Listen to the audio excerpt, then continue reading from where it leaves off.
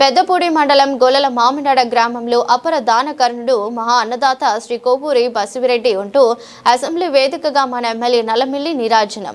త్యాగం అంటే ఆస్తిని ఇవ్వటం కాదు, జీవితాన్ని సమాజానికి అంకితం చేయటం అని నిరూపించిన మహానీయుడు గొల్లల మామిడాడ గడ్డ గర్వించదగ్గ బిడ్డ కోవూరి బసివిరెడ్డి.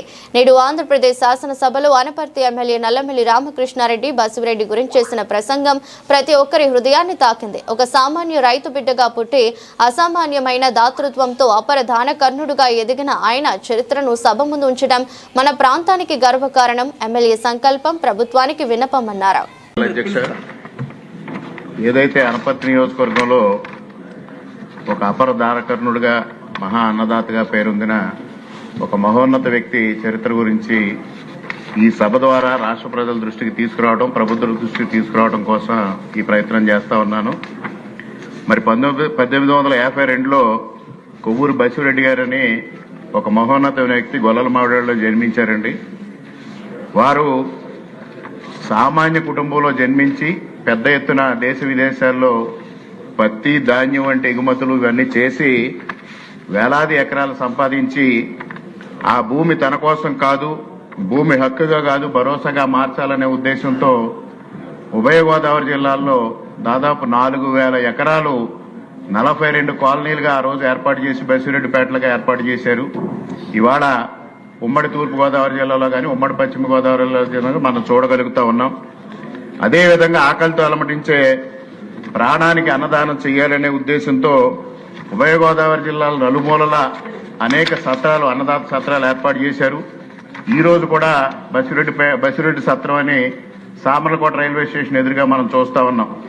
ఆ రోజుల్లో హౌరా నుంచి సామర్లకోట వెళ్లే ప్రతి ట్రైను సామర్లకోట స్టేషన్ లో గంట సేపు ఆగితే అందులో ప్రయాణికులందరికీ సత్రంలో భోజనం పెట్టడం, ఆ విషయం తెలుసుకున్న అప్పటి విక్టోరియా మహారాణి గారు కూడా ఆయనకి 1897 సెప్టెంబర్ 7వ తేదీన మహా అన్నదాత అని ఒక ప్రశంసా పత్రాన్ని కూడా ఇచ్చారు.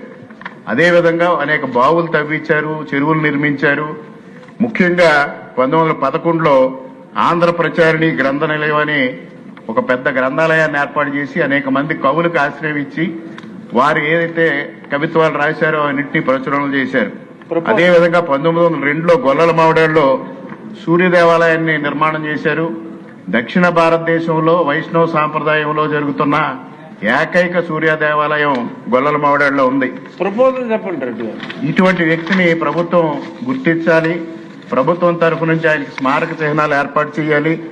నిరంతరంగా ఆయన పేదలకు కూడా వస్త్రదానం చేశారు. రేపు జూన్లో ఆయన జన్మదినం ఉంది. ఆ సందర్భంగా వారి జీవిత చరిత్రని శ్రీ వెంకట పార్వతీశ కవుల్లో ఒకరైన ఓలేటి పార్వతీశం గారు ఆ రోజు రచించారు. ఈ రోజు దాన్ని ప్రచురణ చేస్తా ఉన్నాం. మీలాంటి పెద్దలందరూ ఆ కార్యక్రమానికి హాజరై దాన్ని ఆవిష్కరించడంతో పాటు ప్రభుత్వం తరఫు నుంచి వారికి స్మారక చిహ్నాలు ఏదైతే వాళ్ళ డొక్కా సీతమ్మ గారు లాంటి అన్నదాతలను గుర్తించి ప్రభుత్వం వారి పేరున కార్యక్రమాలు నిర్వహిస్తా ఉందో, ఉభయ గోదావరి జిల్లాలు చేసే కార్యక్రమాలు కూడా బసివిరెడ్డి గారి పేరు పెట్టాలని మీ ద్వారా ప్రభుత్వానికి విజ్ఞప్తి చేస్తా ఉన్నాను సార్. మీరు అన్న గొల్లల మామిడాడ ఏ అసెంబ్లీలో ఉందండి?